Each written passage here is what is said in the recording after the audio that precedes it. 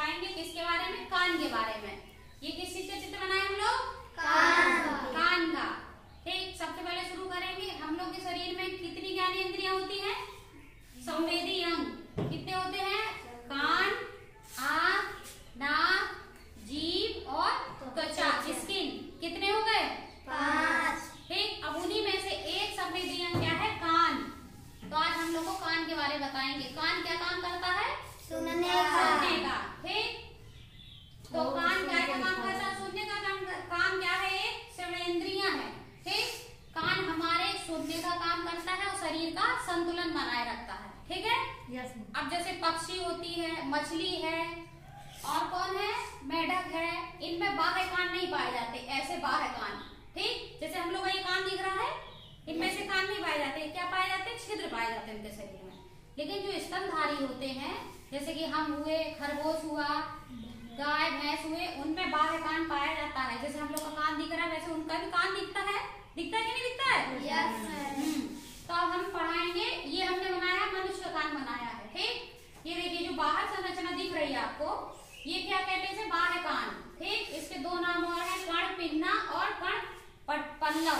ठीक, फिर उसके बाद जब कान के अंदर हम आते, पतली सी नली या गुफा दिखती है, आपके कान में दिख रहा होगा छेद, उसको क्या कहते हैं, श्रवण नलिका या क्या कहते हैं, श्रवण गुहिका। फिर कान के और अंदर ये पतली सी संरचना देख रहे होंगे, जो छोटी छोटी लाइन खींची है हमने, इसको क्या करेंगे, कर्णपटह, और यही क्या है, हमारे कान का पर्दा है। ठीक, तो इतना ये क्या है, बाह्य भाग है कान का, बाह्य कान। कान में 3 भाग होते हैं, बाह्य, मध्य और आंतरिक। अब मध्य कान के अंदर आती है 3 संरचनाएं छोटी छोटी सी, ये 1 2 3, ये 3 संरचनाएं हमारे कान में पाए जाने वाली 3 हड्डियां होती हैं। कितनी हड्डियां, 3। तो इसमें जो जी आगे की लाल वाली संरचना आगे दिख रही है, इसका नाम है मैलियस, और फिर उसके बाद बीच में जो काली संरचना का नाम है इनकस, और फिर लास्ट में एक लाल संरचना, इसका नाम है स्टेपीज। ठीक, ये जो स्टेपीज हड्डी है, इसको कहते हैं कि हमारे शरीर की सबसे छोटी जो हड्डी होती है, वो कहाँ पाई जाती है, कान में। ठीक, तो इतना आप याद रख लीजिए कि कान में कितनी हड्डियां पाई जाती है, 3। फिर आगे जाएगी, ये तरह से संरचना आंतरिक कान के अंतर्गत आ जाती है। ये जो जलेबी जैसी संरचना दिखती है, इसको कहते हैं कर्णावर्त। क्या कहते हैं, कर्णावर्त। फिर आगे आइए, ये जो संरचना बनाई है, ये मांसपेशियां, ये बनी हुई है क्या, श्रवण तंत्रिकाएं। क्या है, श्रवण तंत्रिकाएं।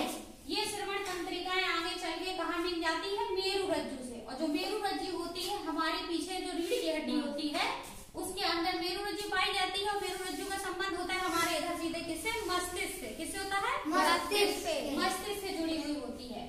अब जब हम लोग कोई बात सुनते हैं, ध्वनि को सुनते हैं, तो ध्वनि तरंगे क्या होती है, बाह्य कान से अंदर प्रवेश करती है, श्रवण नलिका या गुहिका से होते हुए कान के पर्दे पर जाती है, कान के पर्दे से मैलियस, फिर इनकस, फिर स्टेपीज से होते हुए आंतरिक कान यानी कि कर्णावर्त से होते हुए श्रवण तंत्रिका के माध्यम से फिर मेरु रज्जु से होते हुए कहाँ भेजी जाती है, मस्तिष्क तक। ठीक, यानी इतनी प्रक्रिया होती है, तब हमारे मस्तिष्क बताता है कि वो व्यक्ति ये बात कहा, तब हमारा कान सुनता है।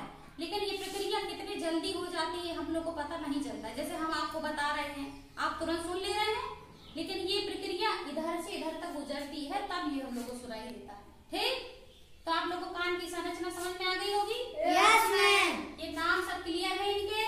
Yes ma'am. तो इसको सब लोग अच्छे से पढ़ लेंगे, कॉपी पर बना लेंगे। ठीक, फिर हम आप लोगों से ये यहाँ